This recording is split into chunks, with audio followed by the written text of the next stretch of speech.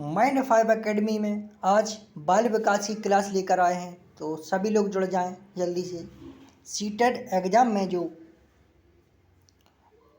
Pedagogical question पूछे जाते हैं उसकी यह क्लास सीटेट एग्ज़ाम की, जल्दी से सभी लोग जुड़ जाएं।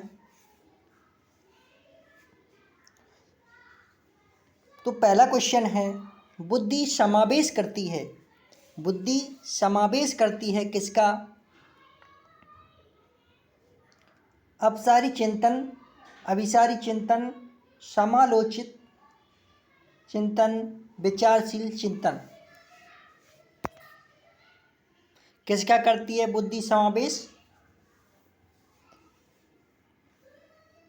बुद्धि समावेश करती है अपसारी चिंतन का। अगला क्वेश्चन, निम्नलिखित में से बौद्धिक वातावरण को प्रभावित करने वाला सबसे महत्वपूर्ण कारक कौन सा है? विद्यालय का वातावरण, परिवार का वातावरण, आस पड़ोस का वातावरण, सांस्कृतिक वातावरण। निम्नलिखित में से बौद्धिक वातावरण को प्रभावित करने वाला सबसे महत्वपूर्ण कारक कौन सा है? तो बौद्धिक वातावरण को विद्यालय का वातावरण प्रभावित करता है। अगला क्वेश्चन,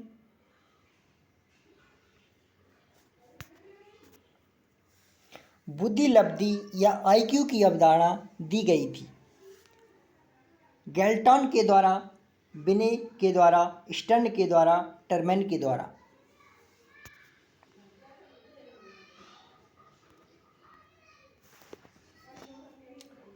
बिने बुद्धि परीक्षण के लिए जाने जाते हैं। किसके लिए? बिने बुद्धि परीक्षण के लिए जाने जाते हैं। टर्मेन बुद्धि मापन के लिए जाने जाते हैं। लेकिन आईक्यू की अवधारणा देने वाले स्टर्न थे। कौन थे? स्टर्न। अगला क्वेश्चन,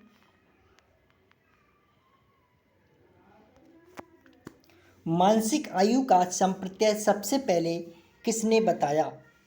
मानसिक आयु का संप्रत्यय सबसे पहले किसने बताया? बिने साइमन परीक्षण 1905, बिने साइमन परीक्षण 1908, बिने साइमन परीक्षण 1911, बिने साइमन परीक्षण 1916। बताएं इसका आंसर। मानसिक आयु का संप्रत्यय सबसे पहले किसने बताया?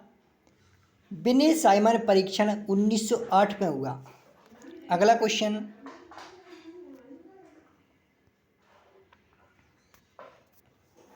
बुद्धि लब्धि मापने के जन्मदाता हैं। स्टर्न आईक्यू के जनक हैं। किसके? आईक्यू के जनक स्टर्न। बिने परीक्षण के लिए जाने जाते हैं, बुद्धि परीक्षण के लिए बिने, लेकिन बुद्धि लब्धि मापन के लिए टर्मेन जाने जाते हैं। इन्होंने सूत्र दिया था, मानसिक आयु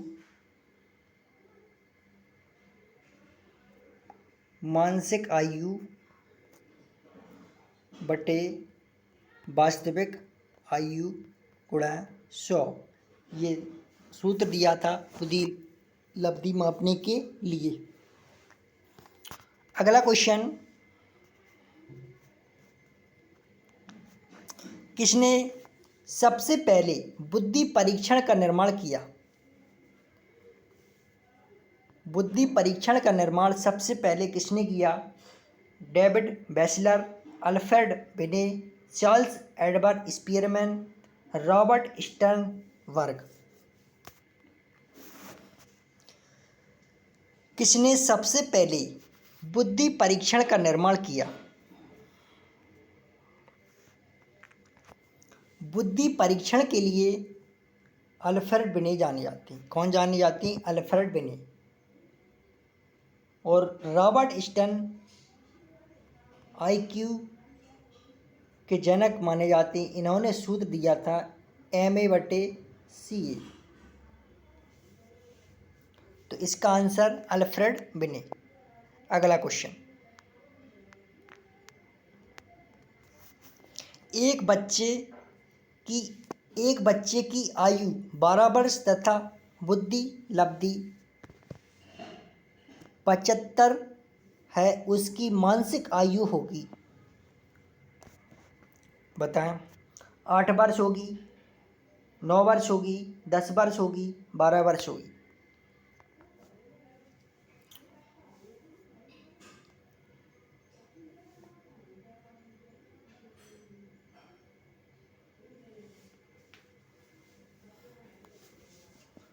तो इसका सूत्र है 12/75 × 100।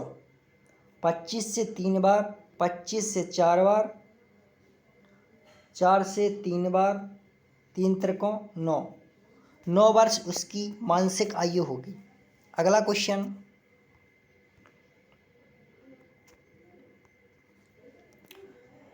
एक 25 वर्ष का लड़का जिसकी मानसिक आयु 16 वर्ष है, उसका IQ क्या होगा?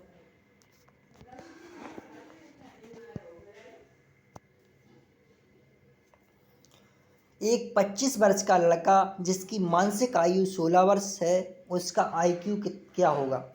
64, 75, 80, 100। तो उसका IQ होगा, इसको सॉल्व करते हैं तो 25 × 100 × 100। 25 चौकों 100, 16 चौकों 64। आंसर इसका 64 होगा। एक 25 वर्ष का लड़का जिसकी मानसिक आयु 16 वर्ष है, उसका IQ 64 होगा। अगला क्वेश्चन, एक 16 वर्षीय बच्चा बुद्धि लब्धि परीक्षण में 75 अंक प्राप्त करता है, उसकी मानसिक आयु क्या होगी?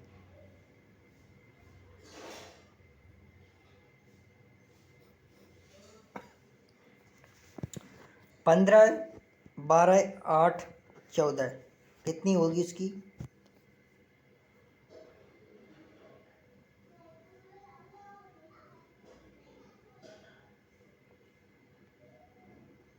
75, 100, 16/100।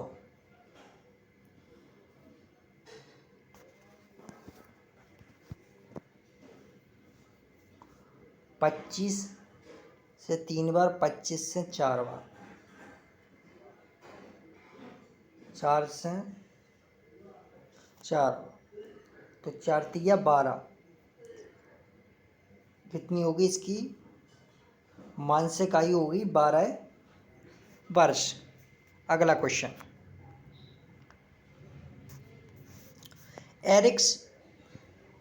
एरिक्सन के अनुसार एक व्यक्ति विकासात्मक चरणों से होता है, 8 चरणों से होता है। अगला क्वेश्चन,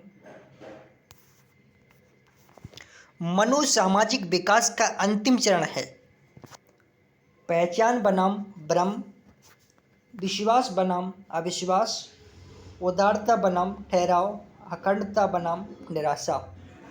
बताएं इसका आंसर। मनोसामाजिक विकास का अंतिम चरण है अखंडता बनाम निराशा। अगला क्वेश्चन, मनोवैज्ञानिक विकास के किस चरण में बच्चे को शर्म और संदेह महसूस होता है? प्री स्कूल या किशोरावस्था, स्कूल,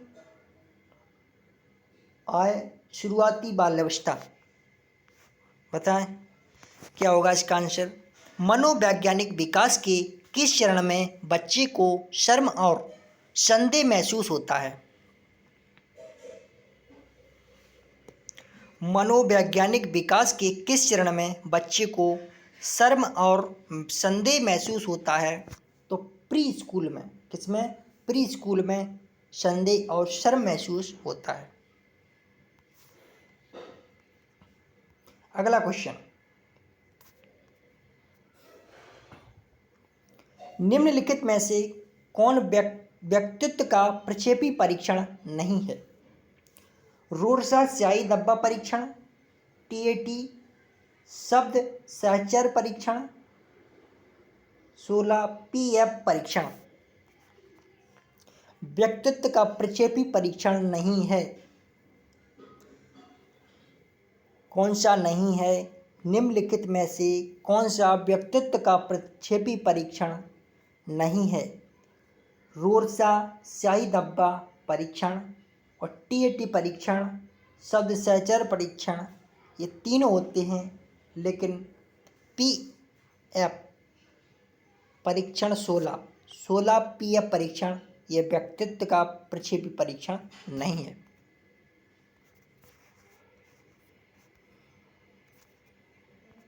अगला क्वेश्चन, समाजमिति विधि में शुमार स्टार कौन होता है?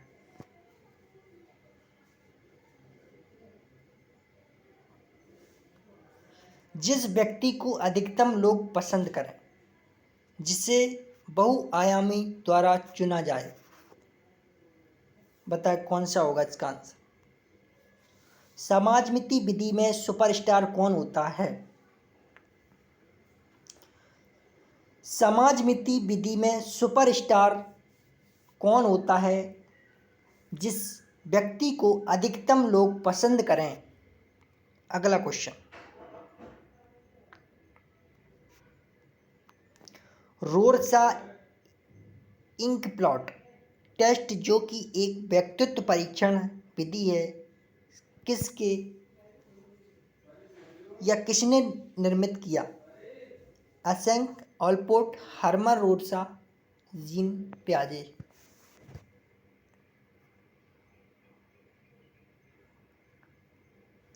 रोरसा इंक प्लॉट टेस्ट जो कि एक व्यक्तित्व परीक्षण है, व्यक्तित्व मूल्यांकन की विधि है, किसने निर्मित किया? तो एसेंक, ऑलपोर्ट, हर्मन रोरसा, जीन पियाजे। तो रोरसा इंक प्लॉट ये टेस्ट है, इसी को रोरसा स्याही धब्बा कहते हैं, यह हर्मन रोरसा ने दिया।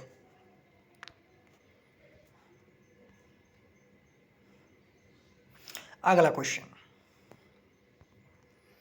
प्रासंगिक अंतर्बोध परीक्षण टीएटी का विकास द्वारा किया गया? साइमंड के द्वारा, होल्ट्जमैन के द्वारा, मूरे के द्वारा, बेलॉक के द्वारा। तो टीएटी इसको थीमेटिक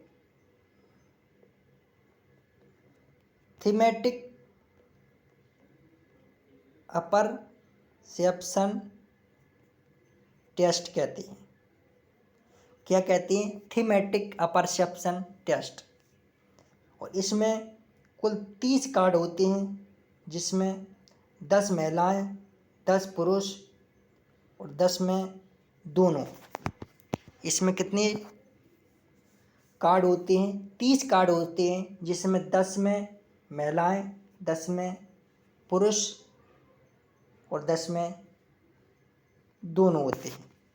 और इसको देने वाले थे मूरे। एक नाम और आता है मॉर्गन का, मॉर्गन एवं मूरे। इन्होंने प्रासंगिक अंतर्बोध परीक्षण टीएटी का विकास किया था।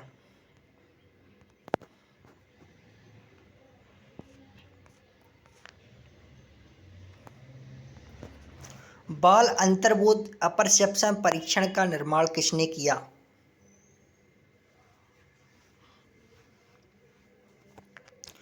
बाल अंतर्बोध अपरसेप्शन परीक्षण का निर्माण किसने किया?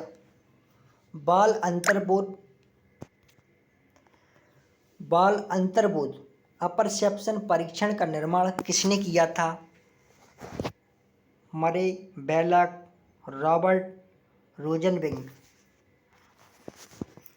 किसने किया था? बाल अंतर्बोध अपरसेप्शन परीक्षण का जो टेस्ट है वो बेलॉक के द्वारा किया गया था। अगला क्वेश्चन,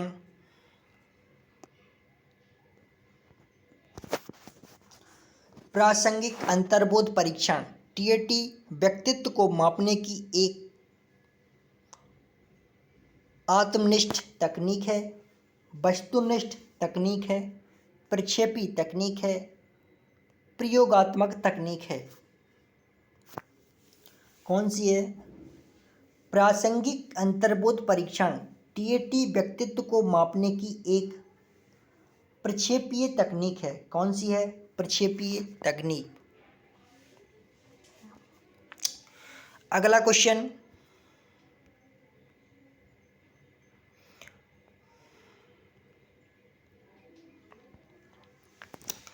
पठन कौशल को इस प्रक्रिया द्वारा सबसे अच्छी तरह विकसित किया जा सकता है। उत्तर लिखना, वर्ड गेम खेलना, क्यूज करना, पाठ शब्दों के उपयोग पर ध्यान केंद्रित करना, शब्दावली अभ्यास करना। पाठ कौशल को इस प्रक्रिया द्वारा सबसे अच्छी तरह विकसित किया जा सकता है।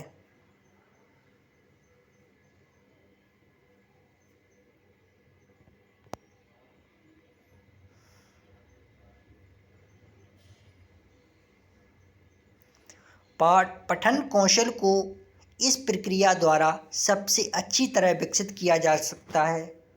वर्ड गेम खेलना, क्यूज करना। अगला क्वेश्चन,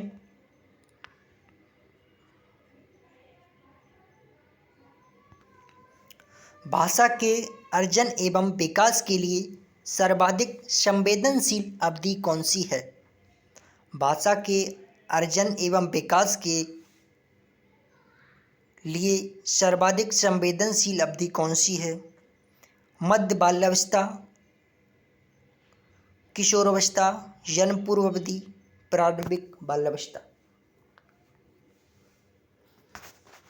भाषा के अर्जन एवं विकास के लिए सर्वाधिक संवेदनशील अवधि है मध्य बाल्यावस्था, किशोरावस्था, जन्म पूर्व अवधि, प्रारंभिक बाल्यावस्था।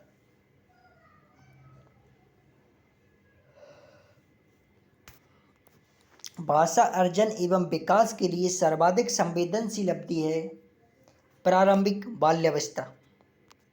अगला क्वेश्चन,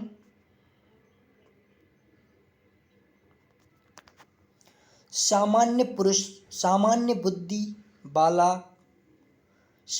बुद्धि बालक प्रायः किस अवस्था में सीख जाते हैं?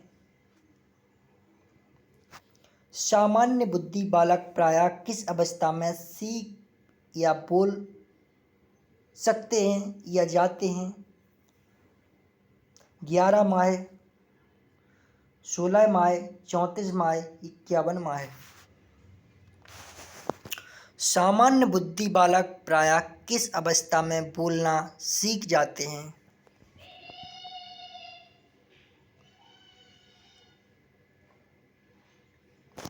16 माह में सीख जाते हैं। किसमें? 16 माह में।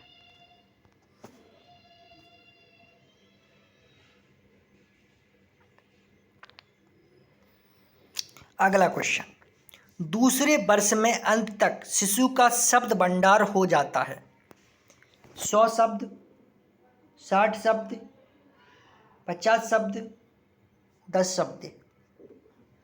दूसरे वर्ष में अंत तक शिशु का शब्द भंडार हो जाता है 100 शब्द, 60 शब्द, 50 शब्द, 10 शब्द। दूसरे वर्ष में अंत तक शिशु का शब्द भंडार हो जाता है 100 शब्द। अगला क्वेश्चन,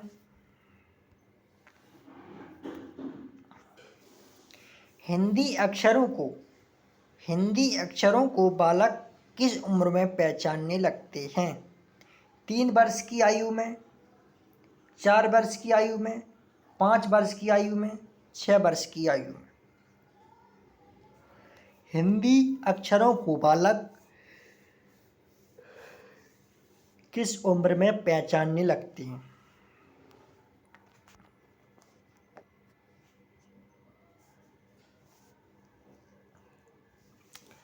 हिंदी अक्षरों को बालक 5 वर्ष की आयु में पहचानने लगते हैं।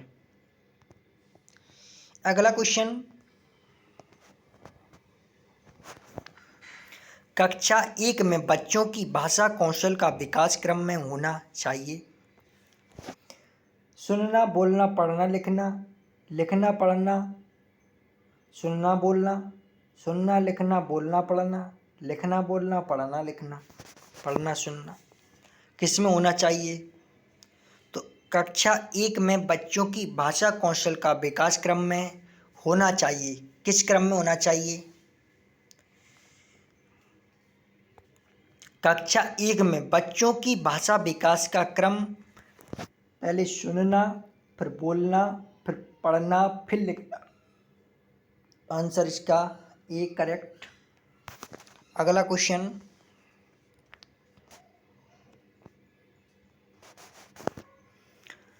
भाषा निम्नलिखित में से किस प्रकार की विषय वस्तु है?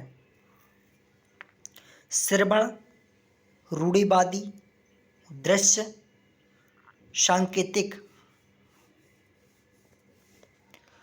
भाषा निम्नलिखित में से किस प्रकार की विषय वस्तु है? श्रवण है, रूढ़िवादी है, दृश्य है, सांकेतिक है। भाषा निम्नलिखित में से किस प्रकार की विषय वस्तु है? श्रवण, रूढ़िवादी, दृश्य, सांकेतिक। तो भाषा निम्नलिखित में से किस प्रकार की विषय वस्तु है? भाषा एक सांकेतिक है। कैसी है? सांकेतिक। अगला क्वेश्चन,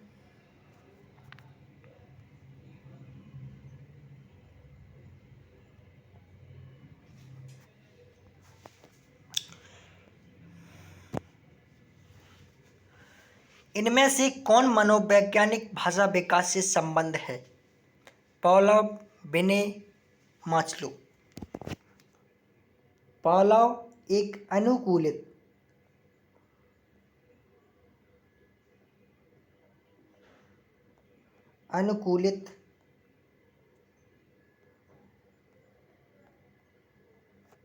अनुक्रिया से संबंधित इन्होंने एक सिद्धांत दिया था और इन्होंने पावलोव ने कुत्ते पर प्रयोग किया और इन्हें 1904 में नोबेल पुरस्कार भी मिला। क्या मिला?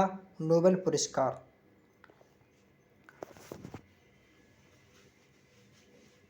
उन्नीस सौ 4 में नोबेल पुरस्कार मिला। अनुकूलित अनुक्रिया का सिद्धांत दिया पावलोव ने और कुत्ते पर प्रयोग किया। किस पर? कुत्ते पर प्रयोग किया। किसने? पावलोव ने। इसके बाद बिने बुद्धि परीक्षण,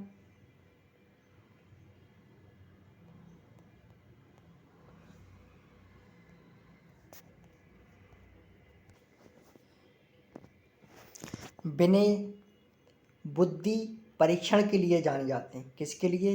बुद्धि परीक्षण।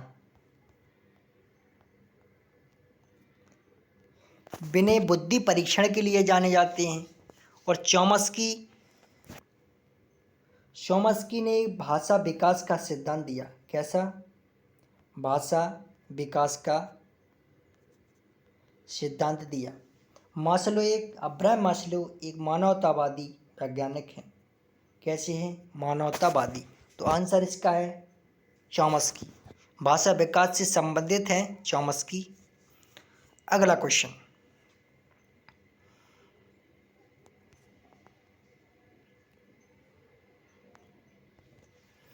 भाषा विकास का सिद्धांत नहीं है। अनुबंधन का सिद्धांत, अनुकरण का सिद्धांत, अतिरिक्त शक्ति का सिद्धांत, परिपक्वता का सिद्धांत।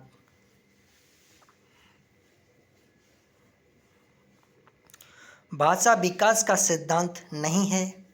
अनुबंधन का सिद्धांत, अनुकरण का सिद्धांत, अतिरिक्त शक्ति का सिद्धांत, परिपक्वता का सिद्धांत। कौन सा नहीं है? भाषा विकास का सिद्धांत नहीं है, अनुबंधन का सिद्धांत। ये दिया था पावलोव ने। किसने? पावलोव ने दिया था अनुबंधन का सिद्धांत। अगला क्वेश्चन,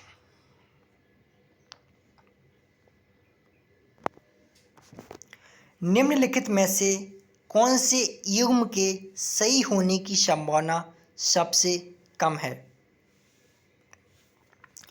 भाषा और विचार प्रारंभ में दो भिन्न गतिविधियां हैं, कहने वाले वाइगोस्की। इसके बाद भाषा विचार पर आधारित है। भाषा विचार पर हावी है, यह कहने वाले जीन पियाजे। तो इसमें सबसे कम है संभावना। गलत बताना है इसको।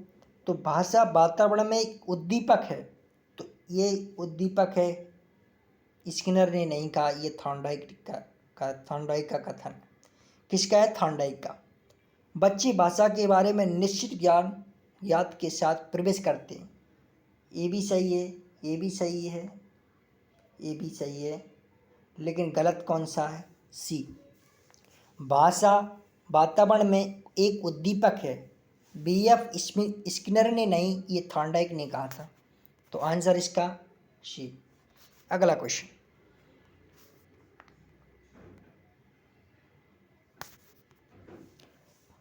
भाषा विकास के संदर्भ में निम्नलिखित में से कौन सा क्षेत्र पियाजे के द्वारा कम कर आंका गया? आनुवांशिकता, सामाजिक अंतःक्रिया, अहम केंद्रित भाषा, विद्यार्थी द्वारा संक्रियात्मक रचना।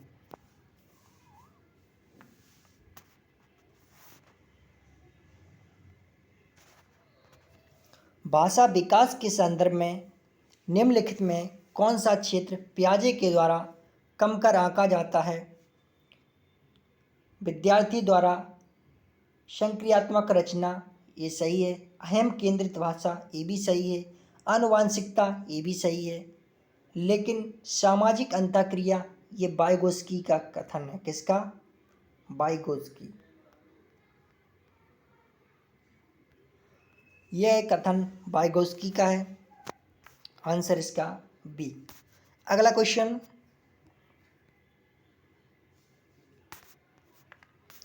भाषा विकास में यूनिवर्सल ग्रामर के सिद्धांत को किसने पेश किया?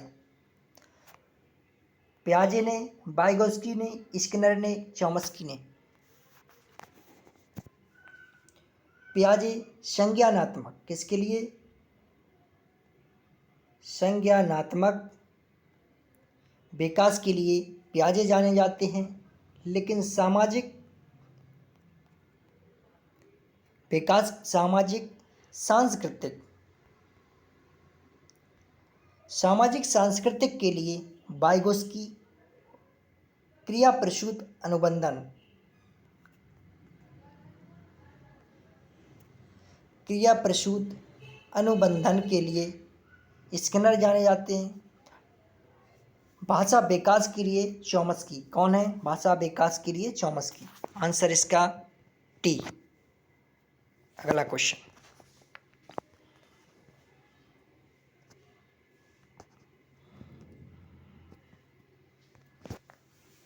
भाषा शिक्षण की प्रथम कक्षा किसे माना जाता है? भाषा शिक्षण की प्रथम कक्षा किसे माना जाता है? पूर्व प्राथमिक कक्षा को, प्ले वे विद्यालय को, घर को, या उपरोक्त सभी को? भाषा विकास की प्रथम कक्षा किसे माना जाता है? पूर्व प्राथमिक कक्षा को, प्ले वे विद्यालय को, घर को, उपरोक्त सभी को। तो भाषा शिक्षण की प्रथम कक्षा घर परिवार होता, घर या परिवार, ये होता प्रथम कक्षा। अगला क्वेश्चन, भाषा में अर्थ के अध्ययन को इस नाम से जाना जाता है। Morphology, linguistics, syntax, semantics.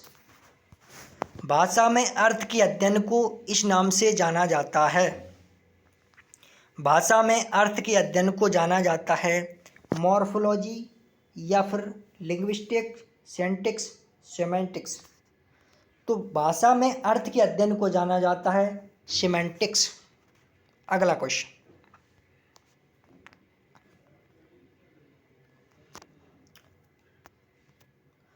भाषा का वह घटक जो ध्वनि के अनुक्रम, संचालन एवं उसकी संरचना से संबंधित नियम की चर्चा करता है उसे क्या कहते हैं? अर्थ विज्ञान, व्याकरण, स्वर विज्ञान या इनमें से कोई नहीं। भाषा का वह घटक जो ध्वनि के अनुक्रम, संचालन एवं उसकी संरचना से संबंधित नियम की चर्चा करता है उसे कहते हैं स्वर विज्ञान। अगला क्वेश्चन,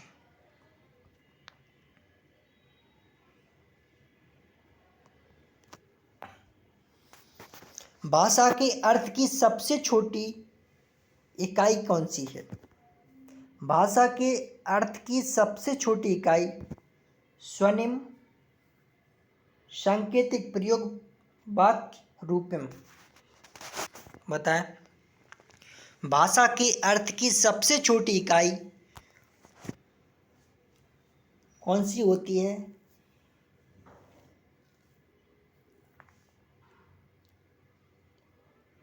संकेत प्रयोग ये नहीं होता, वाक्य ये भी नहीं होता। भाषा के अर्थ की सबसे छोटी इकाई है रूपम। अगला क्वेश्चन,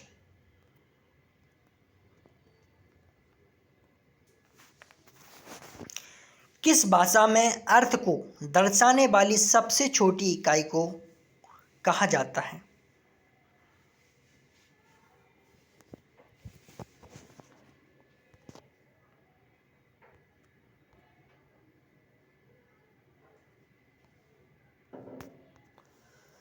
किस भाषा में अर्थ को दर्शाने वाली सबसे छोटी इकाई को कहा जाता है? स्वनिम, फोनीम या वाक्य विन्यास, सिंटैक्स या शब्द, वर्ड या रूपम, मॉर्फीम। बताएं इसका आंसर। किस भाषा में अर्थ को दर्शाने वाली सबसे छोटी इकाई को कहा जाता है? रूपम, मॉर्फीम। अगला क्वेश्चन,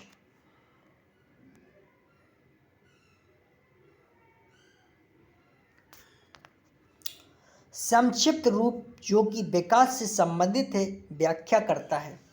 संक्षिप्त रूप जो कि विकास से संबंधित व्याख्या करता है। समस्या हल, तार्किक व आंकिक क्षमता, समस्या हल संबंध और आंकिक क्षमता, बौद्धिक क्षमता, तार्किकता और आंकिक क्षमता, बौद्धिक क्षमता, तार्किकता और अंक विज्ञान, अंक ज्ञान। बताएं इसका आंसर क्या होगा? संक्षिप्त रूप जो कि विकास से संबंधित है व्याख्या करता है। समस्या हल, तार्किकता व आंकिक क्षमता ये गलत है। समस्या हल संबंध और आंकिक क्षमता तो ये भी गलत है। बौद्धिक क्षमता, तार्किकता और आंकिक क्षमता ये हो सकता है। बौद्धिक क्षमता, तार्किकता और अंक ज्ञान तो दा से बेस्ट है सा। अगला क्वेश्चन,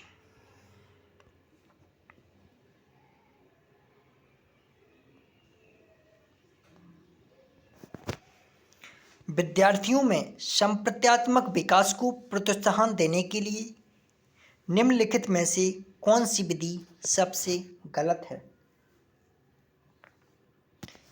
यदि करने के लिए कहकर विद्यार्थियों के गलत विचारों को सही विचारों में बदलना, विद्यार्थियों को बहुत सी उदाहरण देना और उन्हें तर्क शक्ति का उपयोग करने के लिए प्रोत्साहित करना, जब तक विद्यार्थियों में वांछित संप्रत्यात्मक परिवर्तन न हो जाए तब तक दंड का प्रयोग करना, पुराने प्रत्ययों से किसी संदर्भ के बिना नए प्रत्ययों को अपने आप समझाना चाहिए। विद्यार्थियों में संप्रत्यात्मक विकास को प्रोत्साहन देने के लिए निम्नलिखित में सबसे गलत है। गलत छांटना है, किसको? गलत ऑप्शन बताना है। तो पुराने संप्रत्ययों से किसी संदर्भ के बिना नए प्रत्यय को अपने आप समझाना, ये सही है। जब तक विद्यार्थियों में वांछित संप्रत्यात्मक परिवर्तन ना हो जाए तब तक दंड का उपयोग करना। विद्यार्थियों को बहुत सी उदाहरण देना और उन्हें तर्क शक्ति का उपयोग करने के लिए प्रोत्साहित करना, ये सही है। यदि करने के लिए कहकर विद्यार्थियों के गलत विचारों को सही विचारों में बदलना, ये भी सही है। लेकिन आंसर इसका सा। जब तक विद्यार्थियों में वांछित संप्रत्यात्मक परिवर्तन ना हो जाए तब तक दंड का उपयोग करना, दंड देना, ये गलत है। आंसर इसका सा। अगला क्वेश्चन,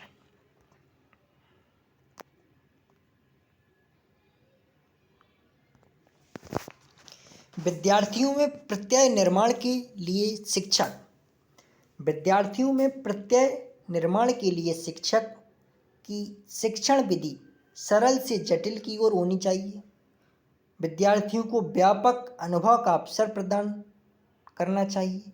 विद्यार्थी को निर्मित प्रत्ययों के अंतरण का अवसर देना चाहिए। उपरोक्त सभी क्रियाएं करनी चाहिए। कौन हो सकता है इसका आंसर, बताएं।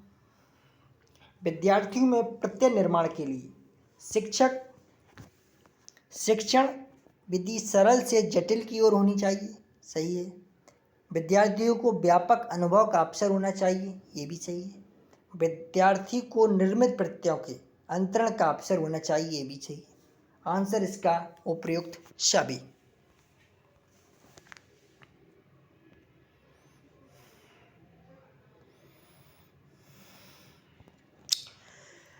अगला क्वेश्चन है, निम्नलिखित में से कौन सा सतत और व्यापक मूल्यांकन से संबंधित नहीं है?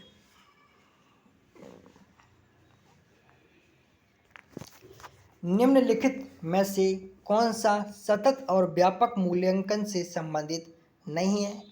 इसे भारत के शिक्षा के अधिकार अधिनियम द्वारा अनिवार्य किया गया, ये सही है।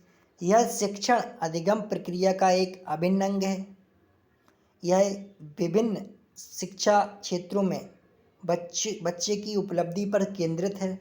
यह बच्चों को धीमे, खराब या बुद्धिमान के रूप में चिन्हित करने में उपयोगी है।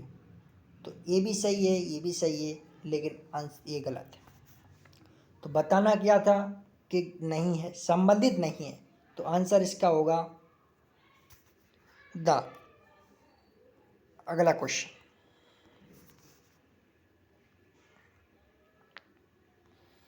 किसी बच्चे का विद्यालय के मैदान में खेलते हुए निरीक्षण करना किस प्रकार का परीक्षण है? औपचारिक परीक्षण, अनौपचारिक परीक्षण, सहभागी या उपरोक्त में से कोई नहीं।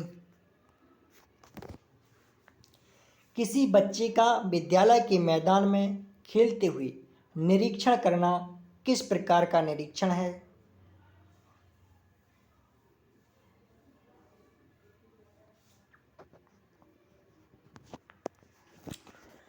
तो औपचारिक शिक्षा और अनौपचारिक शिक्षा में क्या होती है? अनौपचारिक शिक्षा वो होती है जो किसी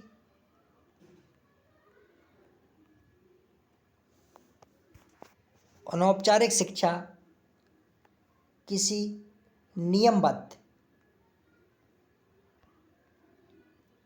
नियमबद्ध शिक्षा दी जाए, उसको अनौपचारिक शिक्षा कहते हैं।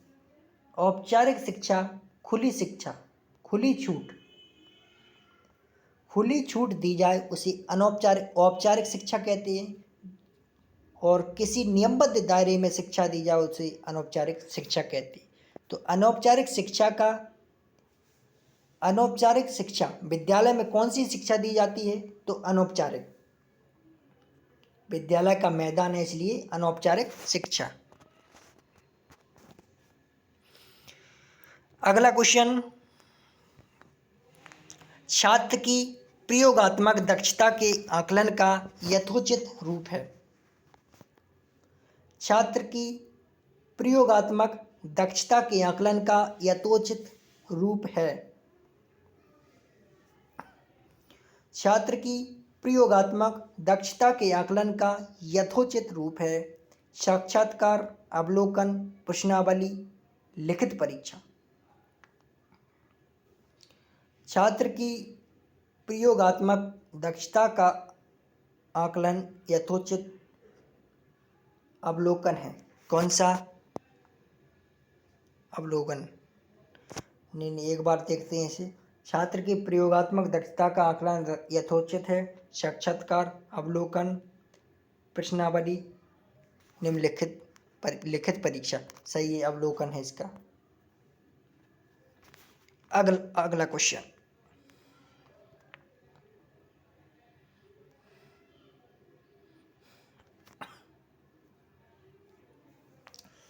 ग्रेडिंग, कोडिंग, अंकन और क्रेडिट संचय प्रणाली के कुछ उदाहरण हैं। परीक्षा के उत्तर पत्रों के मूल्यांकन की प्रक्रिया, कक्षा में बच्चों की स्थिति की निरूपण विधि, आलेख पत्र, रिपोर्ट कोड में अकादमिक प्रगति या अधिगम की उपलब्धि की आकलन की गणन विधि। ग्रेडिंग, कोडिंग, अंकन और क्रेडिट संचय प्रणालियां हैं। कैसी? अधिगम कर्ताओं की उपलब्धि के आकलन की गणना विधि। अगला क्वेश्चन। निम्नलिखित में से किसमें बुद्धि परीक्षण का उपयोग नहीं होता? निम्नलिखित में से किसमें बुद्धि परीक्षण का उपयोग नहीं होता? छात्रवृत्ति के लिए छात्रों का चयन, शिक्षक के प्रदर्शन का मूल्यांकन, एक छात्र की ग्रेडिंग, एक छात्र की सफलता का पूर्वानुमान करना। निम्नलिखित में से किसमें बुद्धि परीक्षण का उपयोग नहीं होता?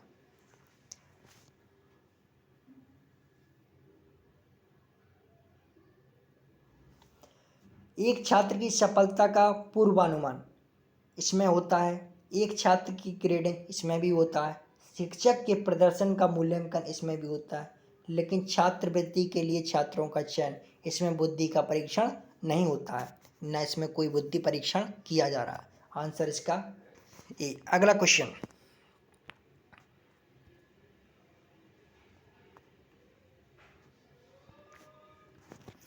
निम्न में से कौन सी समावेशी शिक्षा की एक विशेषता नहीं है? समावेशी शिक्षा एक सतत प्रक्रिया है, यह कोई उपार्जित अवस्था या उत्पाद नहीं है। यह केवल विशेष आवश्यकता वाले छात्रों के सीखने में अभिवृद्धि करती है। यह दिव्यांग बालकों की एक देखभाल से उनकी देखभाल, शिक्षा और व्यक्तिगत विकास की ओर सेवा में बदलाव है। यह सभी विद्यार्थियों की क्षमताओं को अधिकतम स्तर बढ़ाना चाहता है। बताएं इसका आंसर। निम्न में से कौन सी समावेशी शिक्षा की एक विशेषता नहीं है? समावेशी शिक्षा यह सभी विद्यार्थियों की क्षमताओं को अधिकतम स्तर बढ़ाना चाहती है, ये सही है। यह दिव्यांग बालकों की देखभाल से उनकी शिक्षा और व्यक्तिगत विकास की ओर सेवा में बदलाव, ये भी सही है। यह केवल विशेष आवश्यकता वाले छात्रों के सीखने में अभिवृद्धि करती है। समावेशी शिक्षा एक सतत प्रक्रिया, यह कोई उपार्जित अवस्था या उत्पाद नहीं है, तो ये भी सही है। आंसर इसका, यह केवल विशेष बालकों के लिए नहीं, सभी को समान शिक्षा दी जाए। समावेशी शिक्षा का मतलब सभी को समान शिक्षा, एक ही क्लास में एक ही तरीके से यह शिक्षा दी जाए, उसको समावेशी शिक्षा कहते हैं। तो आंसर इसका बी। अगला क्वेश्चन। वर्तमान में निःशक्त बच्चों की शिक्षा के लिए कहा गया है समावेशी शिक्षा, विशेष शिक्षा, समेकित शिक्षा। वर्तमान में निःशक्त बच्चों की शिक्षा के लिए कहा गया है समावेशी शिक्षा, विशेष शिक्षा, समेकित शिक्षा।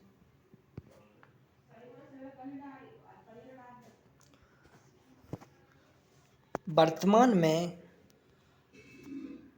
निःशक्त बच्चों की शिक्षा के लिए कहा गया है समावेशी शिक्षा। नहीं, क्वेश्चन देखते हैं। वर्तमान में निःशक्त बच्चों की शिक्षा के लिए कहा गया है, तो समेकित शिक्षा कहा गया है।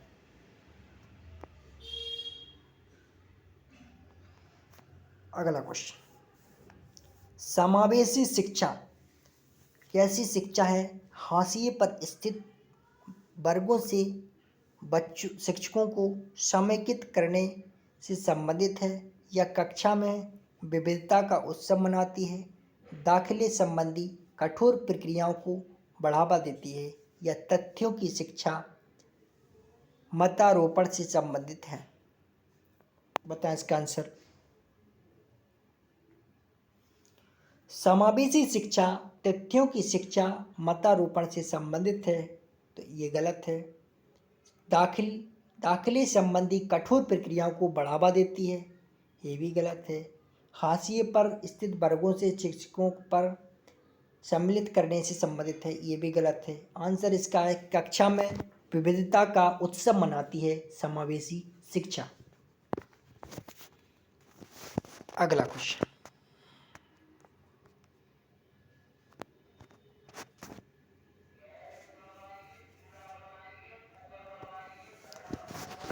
समावेशी शिक्षण का उद्देश्य को समाप्त करना और यह सुनिश्चित करना कि सभी बच्चे को उनकी शिक्षित होने का अधिकार प्राप्त है। असमानता, चुनौती, समस्या, अंतर। बताएं इसका आंसर। समावेशी शिक्षण का उद्देश्य असमानता को समाप्त करना और यह सुनिश्चित करना कि सभी बच्चों को उनके शिक्षित होने का अधिकार प्राप्त हो। अगला क्वेश्चन,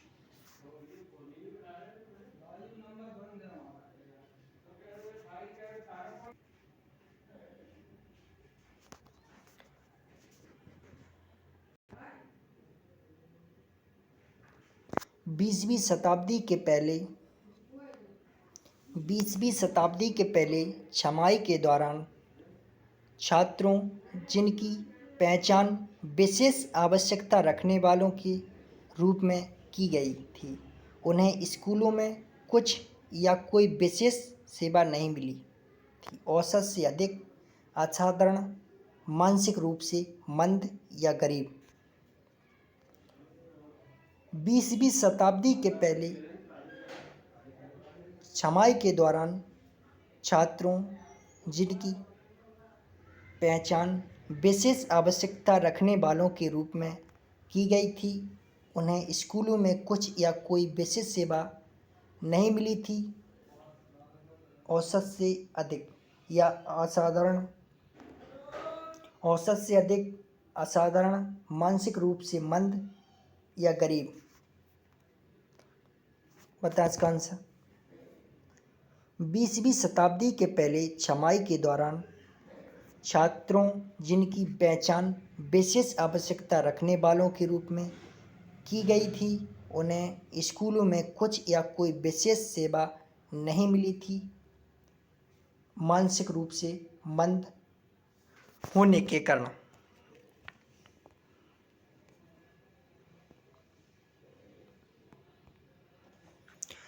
अगला क्वेश्चन, आपकी कक्षा में पाते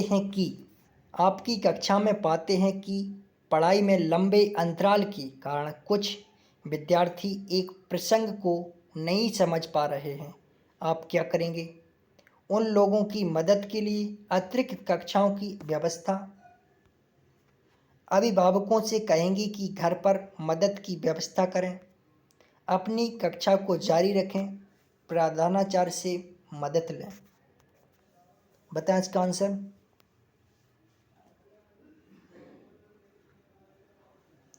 आपकी कक्षा में आप पाते हैं कि पढ़ाई में लंबे अंतराल के कारण कुछ विद्यार्थी एक प्रसंग को नहीं समझ पा रहे हैं। आप क्या करेंगे? उन लोगों की मदद के लिए अतिरिक्त कक्षाओं की व्यवस्था या अभिभावकों से कहेंगे कि घर पर मदद की व्यवस्था, अपनी कक्षा को जारी रखेंगे, प्रधानाचार्य से मदद करेंगे।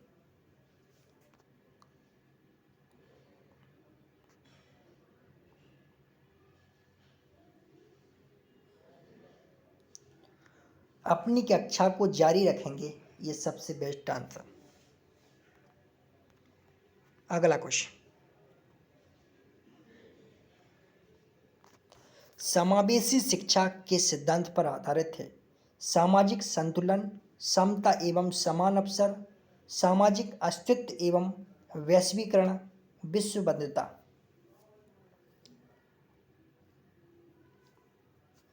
समावेशी शिक्षा किस सिद्धांत पर आधारित होती है? समता एवं समान अवसर पर आधारित होती है। किस पर?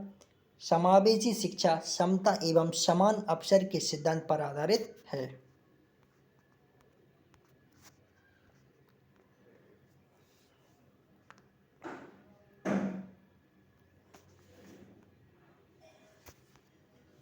राष्ट्रीय अस्थि विकलांग संस्थान स्थित है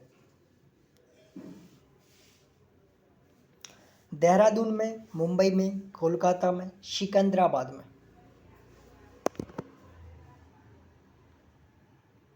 राष्ट्रीय अस्थि विकलांग संस्थान देहरादून। कहाँ पर? देहरादून। अगला क्वेश्चन, भारतीय संविधान के अनुच्छेद 41 व 46 किसके कल्याण से संबंधित हैं? आर्थिक रूप से पिछड़े व्यक्तियों से, विकलांग व्यक्तियों से, धार्मिक रूप से पिछड़े व्यक्तियों से, क्षेत्रीय रूप से पिछड़े व्यक्तियों से। भारतीय संविधान के अनुच्छेद 41 व 46 किसके कल्याण से संबंधित हैं? तो विकलांग व्यक्तियों से संबंधित है।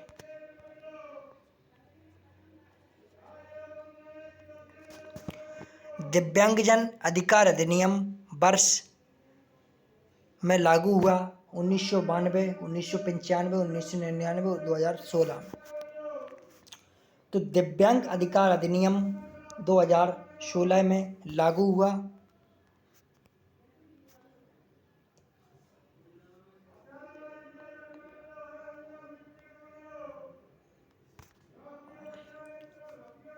दिव्यांग अधिकार अधिनियम 2016 में लागू हुआ।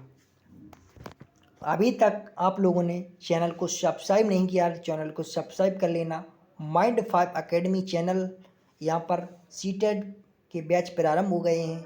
यहाँ पर निःशुल्क तैयारी कराई जाएगी। सभी सब्जेक्ट की पेडागोजी, सभी सब्जेक्ट का व्याकरण, सभी की तैयारी इसमें कराई जा रही है। माइंड 5 अकेडमी चैनल को सब्सक्राइब करें। अगली क्लास में फिर मिलती हैं, तब तक के लिए धन्यवाद।